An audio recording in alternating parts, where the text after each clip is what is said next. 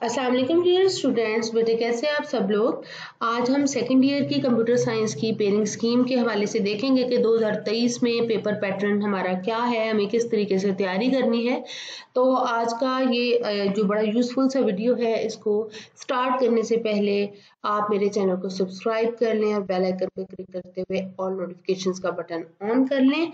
तो बेटे सबसे पहले तो बात ये है कि आपके पास टोटल पेपर में 9 क्वेश्चंस जो हैं वो दिए गए होते हैं, जिसमें से जो आपका पहला सवाल है वो MCQs का होता है और आपके पास इसमें जो 15 MCQs आते हैं, अगर आप थोड़ा सा गौर से देखें तो चैप्टर नंबर 5 और 14 जो है, इन दोनों में से इस बार कोई MCQ नहीं आएगा। आप इसको स्किप भी कर सकते हैं इसके MCQs को, लेकिन बाकी चैप्टर 1, 2, 3, 4, ठीक है, 6, 7, 8, 9, 10, 11, 12, 13, तो इनमें से जिनमें से एक एक या दो दो या तीन तीन जो है आपके पास MCQs आ रहे हैं। सिर्फ जो 8वां चैप्टर है उसमें से 2 आने हैं, 9वें में से 3 आने हैं और बाकियों में से एक एक आना है। तो इस तरह आपका 15 नंबर का MCQs का पेपर है जो आपने अच्छे से देना है।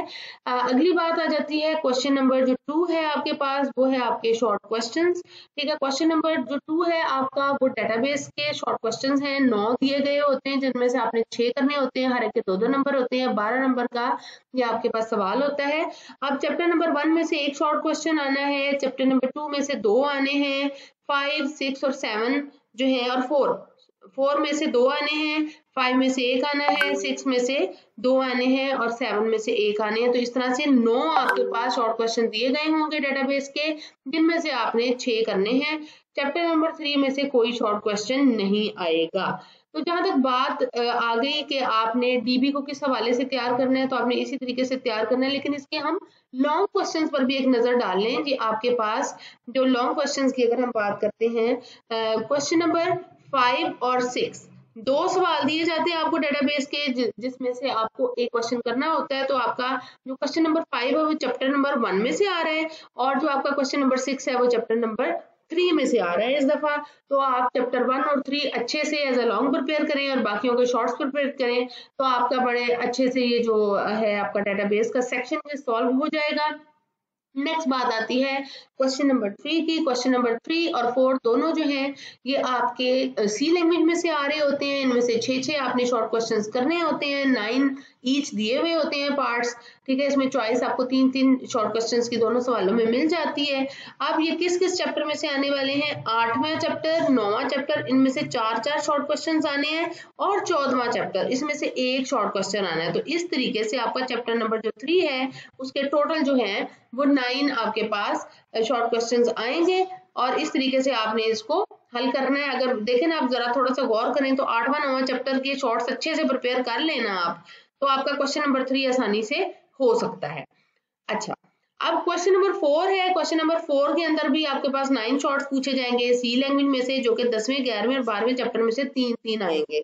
ठीक है, तो इनमें से भी आपने कोई से 6 अटेम्प्ट करने हैं और मेरा आपको मशवरा है कि इन तीनों चैप्टर्स को हरगिज आपने सिलेक्टिव नहीं करना, क्योंकि इसमें से लॉजिकल शॉर्ट क्वेश्चंस पूछे जाते हैं कि जी आप आउटपुट बता दें प्रोग्राम की, या एरर को डिटेक्ट कर दें, या लूप की कोई आउटपुट बता दें। तो आपने इसको बहुत अच्छे से प्रिपेयर करना है। यूजुअली अनसीन ही होते हैं, जरूरी नहीं है कि इसमें थ्योरेटिकल चीज आपसे पूछी जाए। 1-2 थ्योरेटिकल होंगे शॉर्ट क्वेश्चंस, तो बाकी सारे लॉजिकल होंगे। तो आपको लूप को भी ड्राई रन करना पूछा जा सकता है। नेक्स्ट बात आ जाती है कि जो लॉन्ग क्वेश्चंस आने हैं सी लैंग्वेज के, वो किन किन चैप्टर्स में से आने वाले हैं। तो ये बड़ा ही इंपॉर्टेंट है।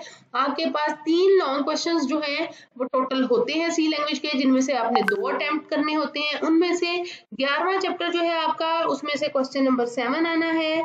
12वां चैप्टर जो है आपका, उसमें से प्रोग्राम आना है। 12वां चैप्टर कौन सा है? लूप्स, यानी इस बार का जो प्रोग्राम है वो लूप्स में से आने वाला है। और जो आपका 13वां चैप्टर है वो है क्वेश्चन नंबर 9 का। क्वेश्चन नंबर 9 उसमें से आना है। तो ये आप अपनी बुक के हिसाब से देख लीजिए कि 11वां, 12वां और 13वां जो भी आपके चैप्टर बन रहे हैं, उनमें से जो प्रोग्राम है वो 12वें में से 12th चैप्टर में से आने वाला है। तो आपने इसको देख लेना है और इंशाल्लाह अज़ीज अगर आप इस पेपर पैटर्न को फॉलो करते हैं तो आपका पेपर बहुत अच्छा होगा। और मुझे भी दुआ में याद रखिएगा। Thank you so much. आज की वीडियो कैसी लगी लाजमी बताइएगा।